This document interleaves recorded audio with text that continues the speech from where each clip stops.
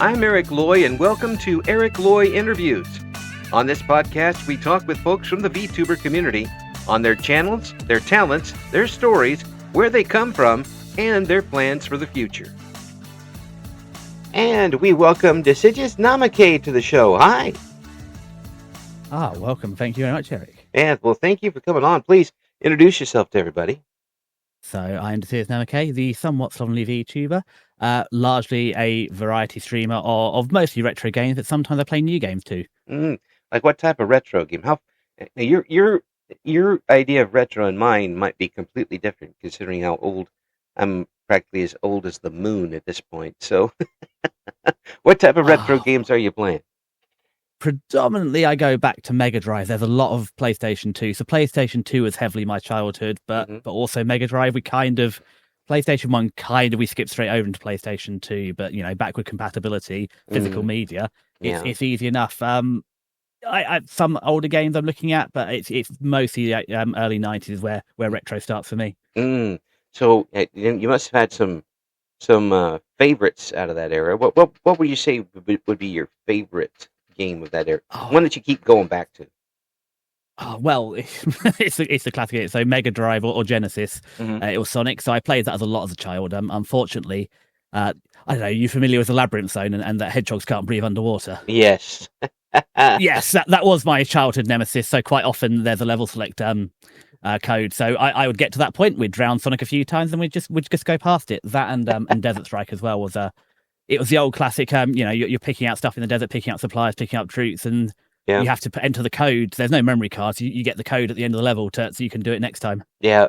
We had that when I was there for the NES when it came out, and it was we had no save file there at all until Zelda came around. And I'm still amazed that the original Zelda cartridges are still taking the save files after all these years. You would think that with a battery that's, I don't know, going on 50 years old, it wouldn't work, but it still is for some folks. But and then we had the game. We'd had to get the Game Genie, which was a big cheat thing, or they would give you the type of code to put in to save the game, but their codes would be like 19 letters and numbers long. No, the battery shocked me because I've got Pokemon Game Boy games or even Game Boy Advance games. The batteries are dead, and I've got to resolder ones on. So and they're 2000. So the fact that the NES games are still going is wild. Oh yeah, I go ahead. I was going to say, I don't miss entering the long old cheat codes. I don't know. I feel like they've fallen off because I remember you used to buy the magazine, or you'd get the book in the magazine, the freebie of all the cheat codes, and you'd throw them in. Or there's a word of mouth, like there's always on the PlayStation the famous Lara Croft one that everybody's like, this will make stuff happen, and then it actually just blows her up. Yeah, that was the thing. This is for you never die with this code. No, you just explode. Well, the ones we really used, my wife and I, was when we got Grand Theft Auto San Andreas, because very quickly, it was a fun enough game, but pretty soon you just kind of, things got too hard and you just want to go blow stuff up. So I remember it for Sims 2 as well. There used to be a similar one. It's like, I can't remember the code of Sims 2, but you just get unlimited money basically, or you could do it a few times and save all the grinding careers. It's a fantasy game. I don't want a sim life. This is hard enough already. It's saying that as a kid in school. That's right. I just want the free money. That's right. If they didn't want us to get the free money, they wouldn't let the code go through. That's what it was. Exactly. And always, if I ever actually finished the game, then I'd go back and play with the cheat codes. There's like now I can find all that stuff I didn't find before. Me and finishing games have a bad relationship. Yeah. It's one of the reasons I started streaming to have some accountability for finishing things. You got about 80-90% through, and then was like, I'm tired of this game, or it just got too hard, or what? It's normally I'll put it down, so I'll be focusing on the game. I'll play it every night, and then something will come up, and I have a couple of weeks off, and it's like I don't remember what I was doing. Better start it again, rinse and repeat. So there's not many games I completed in probably until I started streaming for probably the last decade. I sort of when I left school at sort of 16 or so, I just didn't complete another game. Even Skyrim probably took me a number of years to get through because I kept starting it and stopping it. Oh man, yeah. I mean that's a different way to obsess over a game. Just never finish it. That way, you've always got the questions at the end. Well, I have a magical ability to avoid. So this is the worst one. I borrowed Persona 4 of my friend in 2012. I still have the PS2 disc of Persona 4 that I borrowed in 2012. I have not finished the game. I'm hoping to play it next year, and yet I'm spoiler free, so I do have a wonderful ability to avoid spoilers. But considering I've borrowed this game more than half my life, I'm feeling like I'm probably due finishing it.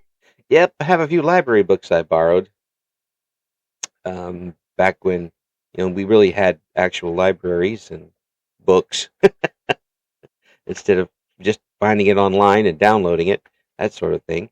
And it's when I got one of my NES cartridges. I think we had a place that rented them along with movies, and I rented one, and then the place closed down. Like, well, you drew the lucky straw. Yeah, well, it was only like Jeopardy, so it wasn't like Legend of Zelda or anything, but still, it was mine at that point. I got to keep it. And Jeopardy on the NES was ridiculous to play against anybody anyway, because you just as soon as the category was done, you hit the button and it gave you like 6 minutes to get the answer. Yeah, So 6 minutes was a lot if you had to look it up in a book or something. Oh. Now you can just tippity tappy and the answer's at your fingertips. But Yeah. 6 minutes back in the day, you couldn't even pedal down there fast enough to the library. Well, that's true. That's true. But it did give you a chance to get the question before the other person even knew what the question was. And it's like, let's see. And they weren't exactly, it wasn't exactly rocket surgery with the questions either. But like, what color is blue? That type of question, True. But I don't miss split screen gaming. Oh, that was even in the PlayStation. That was really tough to do. And the Wii, it just anybody who has any type of deficit problem or attention deficit problem, that would be so impossible. Well, it was mostly I'd play it with my younger brother. So it'd been single figures, and we'd play it on. Mega Drive. I think we had the old black and white CRT. I think towards the end of the Mega Drive we got a color, but it's only a little 12-inch CRT. You'd have the two of us on split screen on that. I think mostly on the PS2 when he's old enough. But yeah, you haven't got a lot of real estate to play a game with half of a 12-inch CRT each. There's 6 inches of blank space each. Everybody's all hunched up around the television. Yeah, they're on a little stool, all squashed up together. But no, it's I must admit that's been nice. That even now, just TVs are cheap and big. It'd be a special. Like sometimes we're really lucky in the summer holidays, and it was a really rainy day. Like the PlayStation 2 or the Mega Drive be moved to the front room, and we get to play it on the big 32-inch CRT for one day, and that'd be a summer treat. But that was very rare. It was normally out in the extension with a little TV. Yeah. Well, when my first game console was Pong.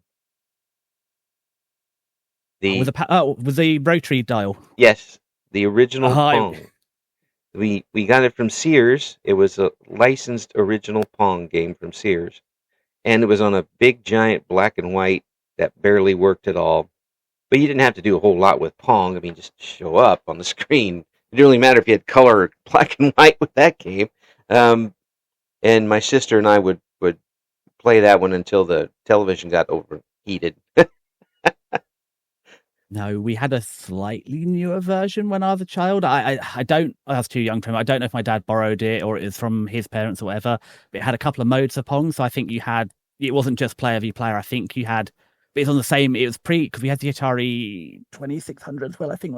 Oh, yeah, It's hard because these are sort of before me, so my parents are very, very late, not late on technology, but it's a lot more affordable if you're a gen or two behind. So normally, my dad would have last generation's console and then 3 generations would be given to the kids. So like when he bought his PlayStation 1, when the PlayStation 2 came out, we got given the Mega Drive of the Genesis. Mm. So I don't really remember the Atari, but I do remember we briefly had the Pong, because even as a kid, it's a rotary dial. And I think there are a couple of different modes, either with two Yep. paddles on your side and one on the other, or Yep. possibly with two balls or something. But I was like Oh, very, very, I th- don't know if I played with my brother, so I might have been 3 or 4. yep. There was a hockey that you could play with it. And then and there was a thing called street hockey, which if you hit the thing correctly, it would just go around the screen by itself, and you could take a bathroom break. That's as close as you get to a timeout. When I say, "Oh, we have to use the bathroom," well, hit it into this corner, and it just keep going back and forth. No points scored. We could take a break and get whatever we wanted with that. Yeah, it was. I actually played it. One of those super first. It was an RCA console. My neighbor had. Um, it was much different than much of the other consoles. It did have little games to play. They were terrible games, but we played them anyway because what else did we have back then? Um, and the hookup to the television was also the hookup to the power outlet, I should say. And one day it caught fire, and we had fire coming out the back of their television. And later on in life, I learned that happened a lot with that particular product. I'm not surprised, and I thought the old RF connections were a bit wavery. That we'd have to unplug the aerial to put it in and throw it on channel 4 or whatever. But they were a pain in the butt. Gosh, it never caught fire at least. Oh no! Well, it was the only one that ran the power through the same thing. And in retrospect, yeah, it was pretty stupid. But back then, like I'm a kid, I'm going to hook it up. I don't care. But it was, and the games weren't that good anyway. It was very, very much the old. It was like the games you would get on watches back then. That was that type of quality. Um, and now, of course, you can download an entire arcade onto your watch, and never interact with people again. I don't know about your watch, but mine, we've got a date, and I wish it said the day, but other than that, it just ticks. Mine doesn't. Mine doesn't tick. I don't. I usually just don't even wear a watch. But my wife has a watch now that has the phone and everything in it, and every once in a while she calls on me and it sounds like she's yelling down a roll tube of paper, like a kitchen towel tube. Hello, you're the. I'm like, what is the point of that? But she's got her own phone set right next to it. So what got you? Was it that got you started, or were there other reasons that got you started on VTubing? Oh, the VTubing, that. So no, why did I start VTubing? I mean, I was always an outside looking in.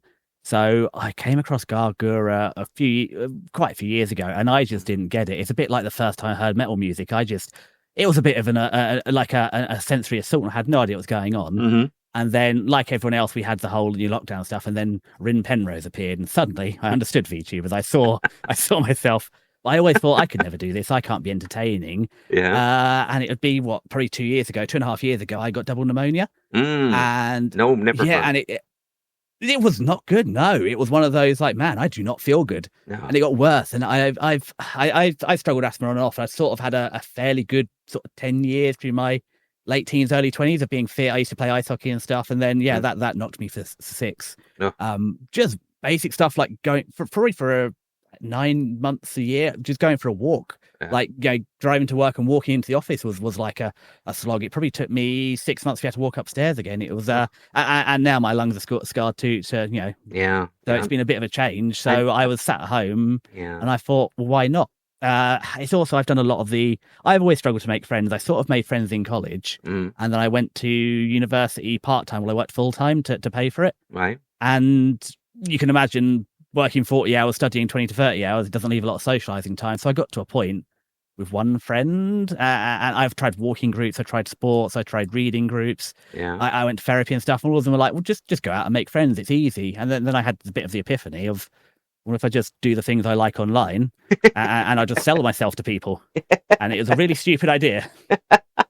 But it works.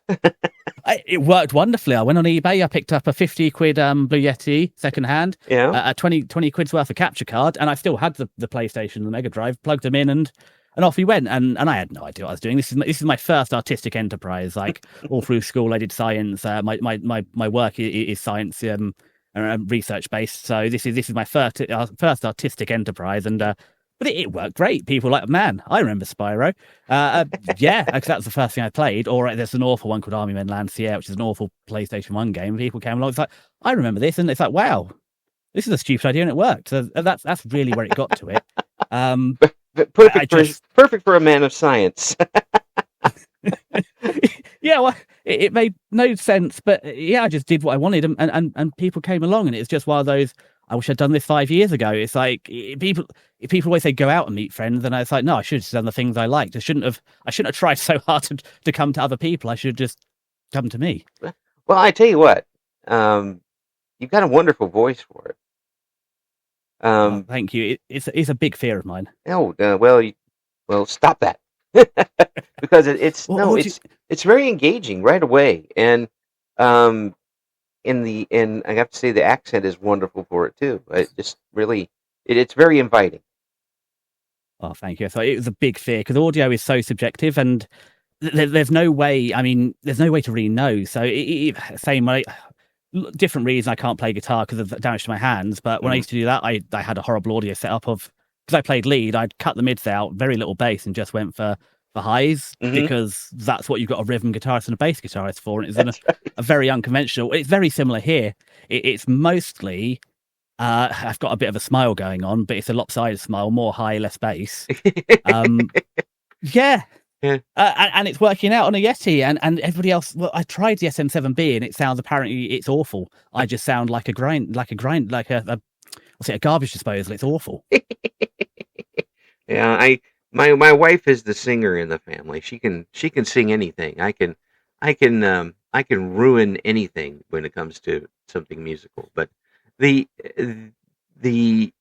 expressiveness is sounds so natural is one of the big things too.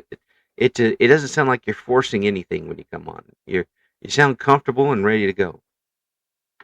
Well, that's what a year of having people bring you up and support you will do, isn't it? Like, I've still got my very first streams on YouTube, and they are stiff and wooden and very quiet. But after a year of having people come by, hang out, collabing with people, and the encouragement of friends coming along, it'd be rude not to be a bit more confident, wouldn't it? Did that come easy for you? The support, did it come naturally, or was it something that happened over a long time? The support came quite early. I got really lucky in my first couple of games that I picked up 2 or 3 ride or dies, and they were there really often, and it really helped. And then a couple of games really picked up. So Klonoa 2, which is a game I'd never heard of. So about 50% of the games I play are viewer suggestions. I sort of alternate between my idea and ones people have suggested. And it's a great platformer. Really, really nothing special, just really well polished and done on the PlayStation 2, 2.5 dimensions, so largely side-scrolling, but going around corners and stuff, and just people turned up to that. It is also, like, I don't have experience with small creators before, because before I got into this, I just watched whatever YouTube recommended, and discoverability is the trick, isn't it? That's the luck and hard work paying off. And so someone would come by and say, oh, well, I'm friends with this person, why don't you go to their stream after? And I did. So I went over there for Hex. I think it's Hex Demon Hunter and Kiska, or Kiss Catastrophe. My friend brought me over there, and it just snowballed because you meet people, and you're sort of making friends, and we did some collabs, and I was just lucky. Well, you could say lucky all you want, but it's I would just say opportunistic situations where you got the chance to have the situation where you were the fit for it. The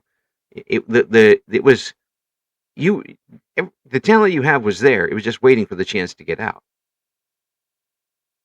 Yeah, I think you're right. It's also my big struggle at first was carrying the conversation on my own, because if I ever do a collab, the back and forth is easy, but on my own, I struggled. So the first couple of streams, I used to have notes. I've even got them like now. I have post-its or I have a pocket notebook. So like if something happens, I write it down. Then I've got if you get a quiet bit in stream, you flick back to it. Or where someone said they're going to do something, like someone said they're going on a date one stream, so I put a note the next time they're in, just asking how it's going. So it is a lot of it's a lot of paper based notes, and I don't know. I find with phone based notes you can't get the silly little arrows or the diagrams that make no sense to anyone else in there, but on a bit of paper I can get those in. That's Just right. help me remember things. That takes me back to high school when we'd have especially something like calculus, where we'd have a test where you can have a half page of notes for your test, and we were like busy cramming the entire textbook onto a half page of notes with arrows and shorthand for every thing that now makes my head hurt to think about back then. But yeah. See, people have all sorts of different. Some people have ridiculous memories where they can remember everything that happens. But you are. It's like you've got systems without even knowing you have systems that work. And it really does. It all of that is based toward making the chat more welcome and more at home while they're lurking or being a part of your broadcast. I mean, that is the hope, because at the end of the day, like I can't do this without. I can sit at home and play video games on my own. I don't need anyone for that. But if we're going to have a successful and a fun stream, it's I can only facilitate it unless people come and engage. Do you know what I mean? There's only so much I can do, so I've got to do my best to actually make it engaging. And it's a bit like with I try and keep on top of chat, and it's something I need to get. I envy. So you see some of the sports players or the run and gun players, and they can read a chat and talk at the same time. And I wish I could split my eyes. I can go cross-eyed, but I can't go like that and read both at the same time. It's something wonderful, which I wish I could be a little better at. Cross your eyes and pass out. It's how can you play a first-person shooter? I'm not good at them. So my brother had Modern Warfare 2 when I was a child. No. that was my end of online gaming. I was getting destroyed by on that. Yeah.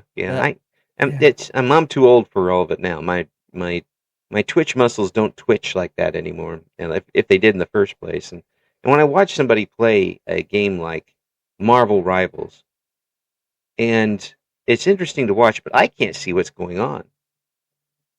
It's just too much, and everybody yelling, and I'm like, and then they don't really die. They kind of regenerate and go back. I'm like, what are you doing? I'm gonna watch Pokemon. Well, even then, there's 1,000 of those little critters now, and like back in the day, I could probably up till 3rd gen, I could probably name all of them. I've been out of the loop on that. I want to get back in. It's like anything though. There's just not enough time to play out on all the games I missed out on. Because as a child, I played Red, Gold, Emerald, and then I skipped a couple of generations, and it gets a bit murky. I'd love to get back in and run through the generations, but that's on a future project. Right now, I'm playing through all the Sonic games because Sonic has a lot of lore, and I've only really played a couple of them. Yeah. And then we'll try and get through all the Zelda games, but that's years of content sort of stacked up. Oh yeah, there's you talk about going from the original Legend of Zelda to Breath of the Wild and all that stuff. That's a wide range there. The game changes slightly. Yeah, but that's the fun of it, isn't it? Yeah. Oh yeah. It's and to have the open world map type things you could do with it is always. I like the open world games. I struggle with. Oh, sorry. Oh, go ahead. I am. You struggle with open map games? As a streamer, yes, because I don't know. Some people can stream for a lot more, but I tend to stream different games each day. And something like a big open world game is just so much to cover. So it's why we had the Oblivion remake, and I sort of stayed out of that, because even Skyrim, you're looking at probably 100+ hours, and streaming 2.5 hours of a game, maybe 2 hours after you take out of the yapping. That's a long. Persona scares me. It's kind of why I haven't done it, because you're looking at 80+ hours, and that's a long time. If you're splitting that over 40 weeks, it's nearly a year just playing one game. Oh yeah, absolutely. Games like Fallout 3 and Fallout New Vegas are like that's kind of the level I'm at. as far as those games. But they have a lot of strategy involved, and there's a lot of exploration in them. And I played 1 and 2 way back in the 1800s, and I enjoyed them. But the it's so obvious they managed to keep the lore, but changed the game to where it worked for me. Um, sometimes when you change the game, you change everything, and it really becomes too drastic for anybody to follow. But they did a good job with that one. Is there a game now that you will only play off stream? No. So Mm. the difficulty is I found as well, I'm 27, so Mm. as an adult, I work full time, and I have limited time, and I sort of found I've got about enough time for 2.5 hobbies. So I learn Japanese, Oh, I geez. watch and review anime, and I stream. And at any one time, I can only really care for two of those hobbies, and one of them's a poor relation. So if I'm playing games off stream, all that's doing is stealing time away from what I could be doing something else. So I do a little bit. So we've been playing Resident Evil 1 at the minute, Mm. and that has not aged well. This is a bit tough, but I've done a bit of practicing off stream. So I'm not covering any new material, but where we've done through the stream, I've been drawing out the map. So next time I've got the map and I can say, right, this is what we did last time. Here's the plan. This is what we're going to do, and get my thoughts together, because I've been collabing with Hex Demon Hunter on it. Mm. The playing the game, and they've been playing the new version. So I'm doing the original and they're doing the remake at the same time. Yeah. So chatting and drawing the map and doing the collabs is just too much. So I do a little bit of that off stream. Or when I was playing Streets of Rage, I was practicing off stream because I was getting my butt kicked. But I don't like to play apart from any grindy sections of games that aren't interesting, because that's my fear. Some other games, like I was playing Jack and Daxter 2, and there's 600 collectibles. Oh. And I don't think that's a good time for anybody sitting and watching it. Yeah. I don't think I can give you an engaging stream. So to be honest, we didn't do the collectibles, but on like the first game, I did some of the grindy bits or the leveling up off stream, because that's not a fun thing for everyone. Yeah. But other than that, I don't really play other than practicing off stream. I tell you, you talk just you kind of threw out learning Japanese. I mean, that's not like just changing your clothes, and that takes a while. How long did it take you to satisfactorily learn Japanese for yourself? We're not there yet. It's hard because I've been doing seriously probably 3 years, and I can do the difficulty is I can do a basic conversation, like I can talk about the weather or something, but I'm very limited in the vocabulary. And my listening speed is not at native, so it's getting there. So I went to Japan last year, and it was okay. I could get through a basic. I could buy a ticket. I could ask about a menu. I could ask directions at basic level, but I couldn't really. I was at a festival with someone, and I couldn't really have a conversation. We were doing it in a mixture of English and Japanese between us. So yeah, it's an ongoing thing. I mean, it's one of my very long term goals. I don't think I'll stop streaming anytime soon, but I'd love eventually to do a fully Japanese stream. But we're several years away from that. Just do a stream where the stream only is about the Japanese that you know, like where the bathroom is. It is. I'd love to try maybe one of the early Pokemon games. In all Japanese, it's a subject I know, and I can probably work with most of it. But right now, that's beyond me. Is it harder to write? Is it harder to understand when you're hearing it, or is it harder to speak Japanese? For me, the reading is the easiest, but that's how I learned English. I was very as a great story. So I'd have been in year 1, which is like ages 5 to 6, and my parents had a meeting with my teacher because they're really concerned about me. Because I'd been 5 because I'm quite late in my year, and apparently I'd only read the Beano comics. That's all I'd read at home. And at 5 years old, and the teacher's like, it's fine. Like, he can read independently and like a comic on his own. It's okay. Yeah. So I find reading the easiest, especially because if I'm reading something and I don't know what it is, I can just look it up on the internet. True. It's easy. Yeah. And writing's very similar. However, listening or speaking, especially listening, if I don't know what I've heard, I'm unfortunately out of luck because I don't know what I didn't know. Yeah. Japanese for me, over here we have a show, Sesame Street. I don't know how far it gets out around the world, but I guess it gets around And my Spanish is pretty much limited to what I learned on Sesame Street. So I can almost count to 20 and I can show you where the doors are. That's about it. But even in Spanish, I can kind of generally tell what a conversation is about. But in Japanese, I can't. I don't. I the sentence structure is different. The nouns and verbs and all that stuff just doesn't make a lot of sense to me. Have you been able to figure out their syntax pretty much? The syntax is difficult. My biggest difficulty is multiple sentences because I'm slow. So if someone says a sentence, I can normally get the gist of it. But when it's the second or third one following on before I've worked it out, and again, I'm not at the level where I can natively intuit it.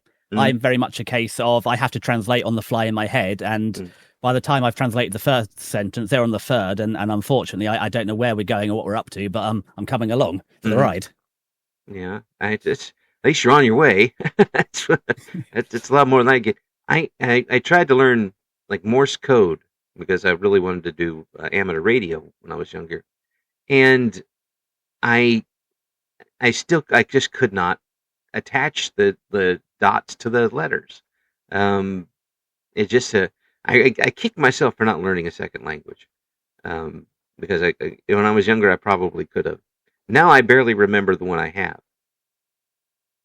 And Oh, it's fine. I have to apologize quite often that English is, in fact, my first language, and I apologize for what I've just said. I'm the same. I mean, I'm very lucky that obviously I'm in England, yeah, and so much of the world either speaks or is accommodating of English. So it's really easy to get by. It's very easy to be lazy because pretty much wherever you go, you can get away with it. So it doesn't force you to do anything. just And speak. I took it for granted. I did French in secondary school or which is sort of middle school. Yeah. I didn't try. I scraped by, and I wish. But the Japanese are the same thing. I've been very bad in my life for just not doing things. And it's like, man, I wish I could speak Japanese for years. And then suddenly I thought, well, why don't I just learn it? Why do I keep saying I wish I could do these things and actually just not doing them? It's very silly. Yeah, but it also when you're my age, we have an excuse because I'm old. Like I can't do that. I'm old, so I'll go sit in the chair for a while rather than actually do something towards that. But there's some folks who are wired that can learn that sort of thing. And me, the only thing I remember when I was a kid was baseball stats and growing up, and a lot of that is still stuck deep in the recesses of my brain instead of calculus and history and all that stuff. I tell you, we had calculus in our high school, and I did okay in it. But if you tell me now to solve for f of x, I might have to be hospitalized.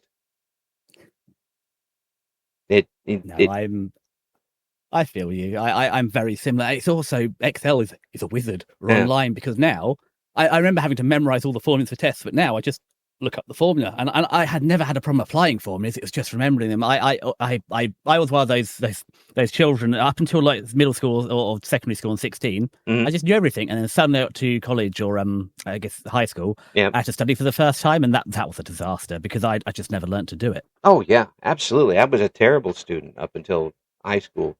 Believe it or not, I didn't ask any questions.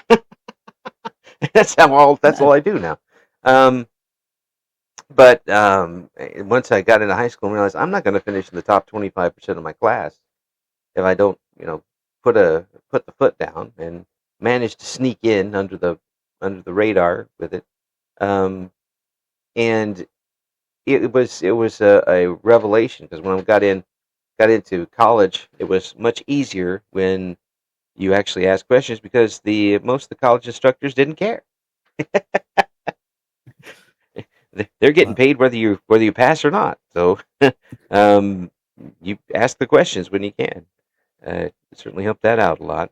When you got a chance to start meeting other VTubers and getting into collaborations, was that easy for you to fall into, or did it take some prodding on your part to get yourself to do that? it was very scary. So it's difficult. So one of my friends, Foxy, who's my mod, was sort of saying, I think this is the person you'll like, and this is the person you'll like. And while I hit it off really easy, it's also time zones are difficult. So one person's streams are really convenient because they'd be at the end of my working day, so it's easy to drop in and listen. Whereas the other ones are right in the evening when I got home from work and you're doing that stuff. It's really hard. It's also, we were very black catish. Two of us were very standoffish. So it was really hard to actually get there. But no, one of them was quite easy. I was playing Clannad, which is an old JRP, Japanese visual novel. Right. And I am not a voice actor. It's like I'd like to be, I'm never going to be a voice actor, but I'd like to be a bit better at serious voices. But I can't do the female voice. And they dropped wide one day and said, oh, well, I can do the female voices. And that was that. But no, I always feel with collabs, I feel like if I'm going to approach someone, I have to bring them an idea or something. Like I can't just go up and say, oh, do you want to stream together? It's like, well, I was thinking of doing this. I think you'd be really good. I don't know. I feel like especially it's a bit easier now, but obviously when you're very, very small at the start, it's very scary going up to the people you look up to and saying, can we hang out, please? It's like going up, it's like going to the big kids at school, isn't it? It's like, I think you're cool. Can I hang out with you? And it's like, they're very nice people, but it's so scary. Can you give me some of your cool? It does get scary when you end up doing this sort of thing, and of course from their standpoint, they're like why is this person? When you get up to a certain level, I think it's probably natural to be suspicious of why people want any of your time. Not that I've ever been up to that level to be that suspicious, but they're like, well, why does this person who I've never heard of want anything to do with me whatsoever? But if you can break through, disarm them right away, which I think you're probably really good at, is disarming people. And then it goes down to person and person, and then you've won half the day, haven't you?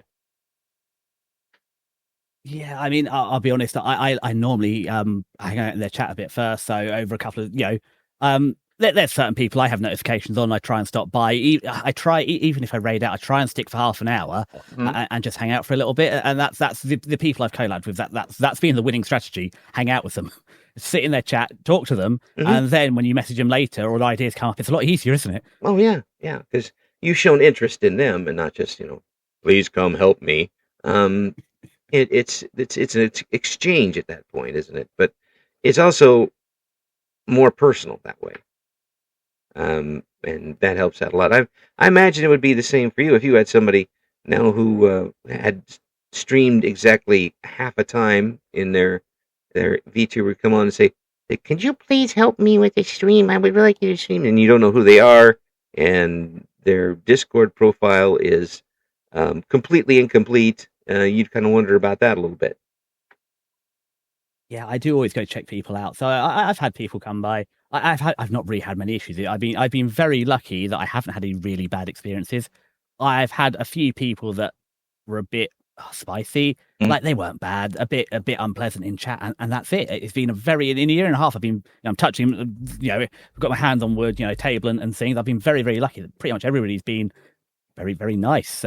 And people have. It's paying it forward as well. So I got very lucky that people offered me technical advice early on. And when I see people making the same mistakes, the first thing I do is say, oh, well, it also depends on context. Sometimes I DM them and I don't say it on the stream. It depends. Like if you've got audio issues, I'm going to tell you right away. But if you can do things like Sprout 2 for capturing your outputs and stuff, I'll message you. So you don't want to make them look bad in front of their audience, but it's really useful because I was that lucky that people told me there's VTubing such a breadth of skills. Like it's when I first started streaming, I didn't even know the one selection tool for making thumbnails or layers and that stuff I had to learn. So because I've never done any photo editing and video editing, so they're things I'd like to slowly get better at. But there's such a breadth of skills and nobody knows all of it.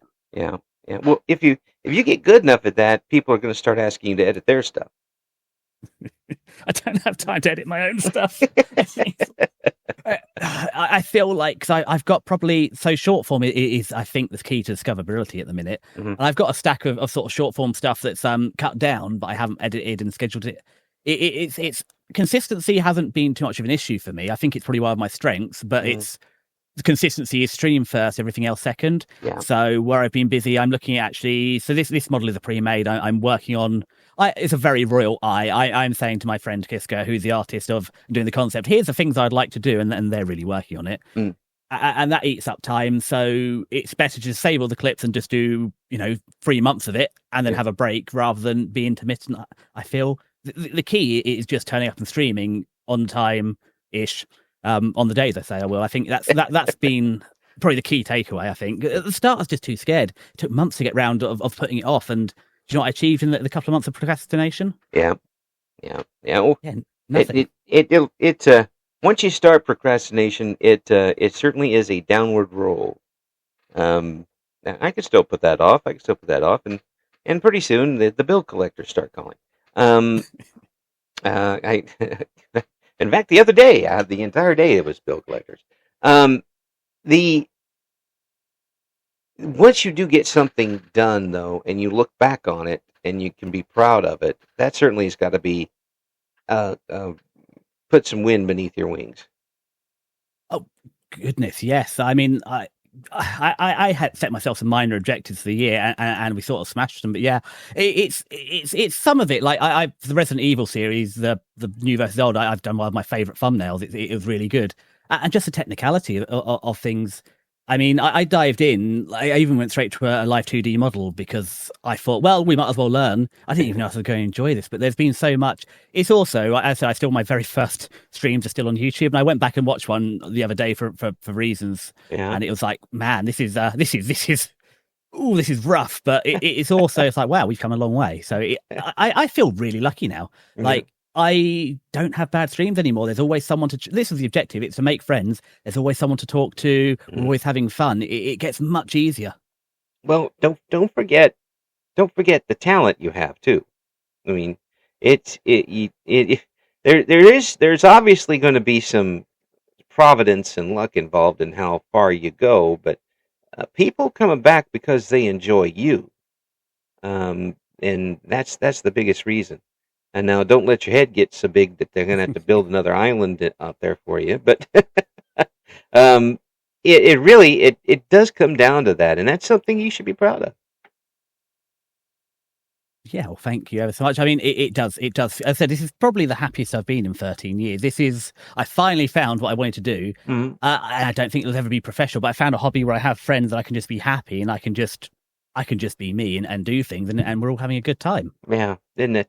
And to think that, 20 years ago, it would have been trying to type faster than somebody else to get into the little chat room.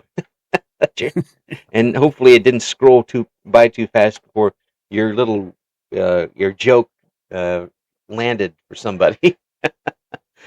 It was much different back then. I don't know. Not 20 years ago, I wasn't really on forums, but you still had like AIM, or over here you had like MSN or Skype, and it was it was more peer to peer. I think I was never big for forums. The forums were now that I can look back at them in 2020 hindsight, and all the statute of limitations has expired, and I can say that they weren't good for you. The anonymity was that people have now with VTubing, it isn't even close to the anonymity you had on those things, and people were just letting it all hang out. They did not care. It was very tough at the time to find out where somebody was from. So sometimes they would just go around attacking everything for no reason, with absolutely no chance of getting a slap on the wrist, even for that. Because if you come on as Bob 5 and got banned, you come back as Bob 6. And until you're not going to run out of numbers to get banned with. You're just going to run out of bandwidth to get numbers. That's not what I meant. Yeah, but you're on dial-up, so it takes a minute to log back. Yeah, to set up the new account and load the page again. Yeah. Actually, it does that sort of thing. But and playing chess in a forum was not easy. Using all of the letters for chess pieces got pretty tough after a while. That was educational, their own character building, because I don't know chess notation. Oh, I'm not particularly good. We used to have it at wet play at school. You'd get you get checkers and drafts and chess out, and that's what we had to play in wet play at school. But yeah, the problem was everybody else at the same level as me, and we broadly knew the rules. yeah, yeah. How does the horsey go again? It's L-shaped, isn't it? Yes. And I pick up the horse and go 3/4 of the way across the board. That how it works? And then my grandson is learning to play chess now, and he's 10, and he seems to have an IQ of about 8 billion, and he's learning it. But being me at this point, I can't let him win. Chess. He looks at me like Papa, you're supposed to let me win. No. Learn, young Jedi. It's only going to make him stronger. But I remember as a child having like the Tiger electronic chess, and it had levels, but there wasn't a lot of granularity. It was like beginner or right. You're going to learn today. Yes. I had one time when I went up to our radio station had a park thing, and this local chess club fellow was playing against me. I went in and played against him, and I tried my usual, sleight of hand opening, and he just wrecked it because I wanted to see how people could wreck it. And then I went in head to head against him, and I took his queen. And he stood up, backed up one step, looked at the board, nodded his head, and sat back down. And I turned to my friend sitting next to me and said, I'm going to die. And he took every single one of my pieces. No, I was always a one-trick pony. I was always castles or rooks with all my. I can move straight, but I was never very subtle. So if I lost those, it was game over. So yeah, you obviously you got a little too too big for your boots, didn't you? It's like, oh, wicked, and he realized you were there to play. Yeah, he's like, okay, I guess I'll pay attention now. I turned to my friend Tom, like, I'm dead. He took every piece, and then said, "Would you like to play again?" And I just bowed, "No, sir. I am in the presence of a much greater player. I shall leave." Well, you must have enjoyed it, because how many years are you still telling the story? Oh God, I'm just flummoxed by how I was able to get the queen in the first place. I called it the Jerry Lewis method, which was have absolutely no strategy whatsoever. And people who get hardwired into their strategies, they're like, "What are you using? Are you using the Russian gambit? Are you using the Moscow press?" No, I'm using the put this piece over here because it doesn't make any sense method, and then put the blowing your mind for a while. Yeah. If I don't know what I'm doing, the enemy can't know what I'm doing. That's right. But then he found out what I was doing, and that was it. So when you're online, what types of games do you like to play with other people online? Oh, that's a toughie.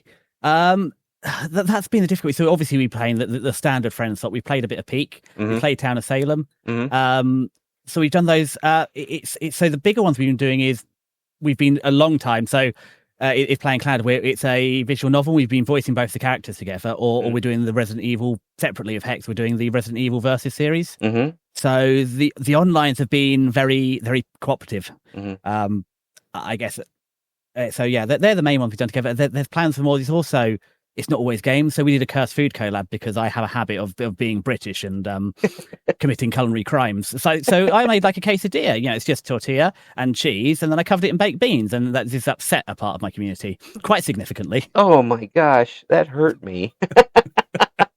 And this is why we had a cursed food collab. Yeah. Or like a nice finger, which is a British delicacy. You get a hot dog bun, instead of cutting it in half to put dubious meat in it, you just cover it in icing. And that's a it's a nice finger. It's just a sweet treat. Oh, what generation are you again? 99. So yeah. Okay, I understand now. I'm somewhere between. I'm somewhere in the middle. Yeah. Yes. Now I understand. My wife and I, when we first got married, we had a quesadilla maker, and I wish we still had it. I can't find it. But we would make them every day. I mean, it was just, and we had so much melted cheese all over the kitchen. by the time we were done. But um, did what you just did with the baked beans is like a crime. Well, the problem was it was being explained to me through chat, and it's like we got tortillas, we got the fry, and we got the cheese, but Yeah. nobody mentioned anything else. And then, right, like when I was making it, it's like for dinner one night, they were like, "Oh, you need salsa," and it's like, "Well, what do I own?" That's well, we've got beans, they've got tomato sauce. This is the best we've got, and it Oh, was really good. It's probably the best beans on toast I've ever had. But you know, it's like learning to cook a quesadilla through text chat, oh, with multiple different people telling you how to do it. yeah. I forgot beans on toast is big in your place. Uh, and I'm just not a big beans guy. In general. I mean, I like them in chili. That's about, but here, I've got my own things. I have to have peanut butter sandwiches with chili because I dip them in the chili. And I they're see. they're really delicious actually when you do something like that. But that's what we had in school. In school lunches, we always had peanut butter sandwiches when we had chili day, and we dipped it in it, and it was just delicious. And I haven't stopped. Um, and people look at me like you're a devil. I'm like, okay, well, I'm a devil that enjoys my food. That's it. That's what it's going to be, I guess.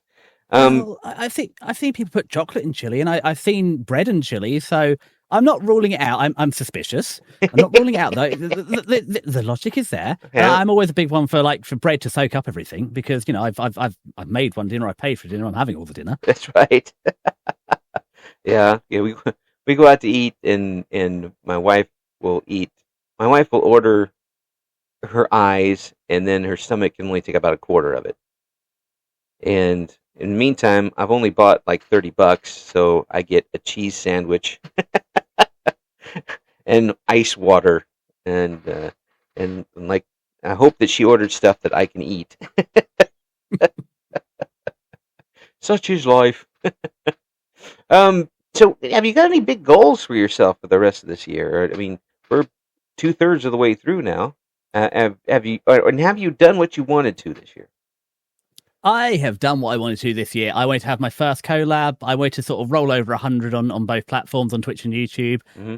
Um, we're probably going to hit 200 on Twitch this year at 193. Mm-hmm. The reason, so I'm not that number assessed, but I like the numbers because I'm not really big enough to do like a subathon or something like that. So we have like goals because at 200 we can get some artwork or something, Oh which yeah. I think is a more, like for my side, I think it's a more fun way to do it. Mm-hmm. Or even with subs, like if we roll over 10 for a month, we'll do something special because that's something to celebrate. But no, I've made friends. Yeah. I've done collabs. I've got regular collabs, and yeah, we're doing really well. Every stream, we're doing really well. We can raid out after. We can make friends. It's really good. So the big one for this year is to get the concept for my 1.0 model sort of done, and then to look to next year to actually to debut a custom model rather than this pre-made. Yeah. But I've been very lucky that the pre-made has worked so well with me. Yeah. And it's taught me a lot about what to look for in a custom as well. So no, I think we're good for this year. Next year, slight growth, but I'm having a good time, which is really, as long as I'm keeping numbers go up, it's just an indication we're keeping the good time rolling, and it's still fun for everyone. But other than that, no, I'm happy. That's cool. I like the fact that you got a chance to, I think, with the lack of a better word, blossom a bit socially and take it all in and let it come to you. Whereas before you were kind of you didn't really have that outlet to do it with. But here, this particular medium has given you that chance, which is pretty awesome. Yeah, I've been really lucky. It's come to me. Same as here. I finally accepted. Like, oh, you're asking for injury? Yes, I'll do it. I can't. There's no reason I can't do this. I can come along. I can talk to people now. It's been a real confidence booster and really, the attitude changes. Just taking the opportunities because they're there. Not that I don't deserve them. Oh, well, you do deserve them. Everybody does. I mean, it seems like it's really fit you like a glove. Since you started, and I absolutely refuse to believe luck is the only reason here. There's a lot of talent behind it, whether you believe it or not. I'm going to believe it. It's really allowed you to expand yourself in a way that that a science job probably wouldn't allow you to do. You have to be kind of serious in that job, and in life itself, it can be very serious. But here you get that chance to extend your wings a little bit and enjoy yourself and have other people enjoy it with you. That's pretty awesome. You've hit the nail on the head, haven't you? It's a wonderful life. It's really something. We're going to have all of the links in the description for this video. I'm just absolutely over the moon with a chance to talk with you and meet you with this. I think it's all bright lights for you the rest of the way, whatever you want to do with it. I hope that we can talk to you again here when you get that new model up. Let's do an update. Ooh, okay. That's setting a goal, isn't it? Wow. I mean, if I was smart, I would have saved something like that, wouldn't I? So I was always thinking, it's like, you've got number 1,000 coming up soon, so you're hitting some milestones as well. Oh. And if I'd been really smart, wouldn't I? I would have thought, do the 1,000th one, or do it when I've got something to promote. No, I was just like, I'm going to roll up and chat with Eric. Hey, well, I appreciate that. I appreciate it, and I have no idea what we'll do with for 1,000 yet. At this age, I'm just wanting to wake up tomorrow. And we'll start with that and go from there. It's a solid foundation, isn't it? Yeah, it's better than the alternative. You folks take advantage and find out what's going on here. We got those links in the description. Again, thank you so much for coming on. It's an absolute pleasure. Thank you so much, Eric, for letting me shine and chatting today. It's been a pleasure. Thank you for listening to Eric Loy Interviews. Join us again next time when we talk to another member of the always interesting VTuber community.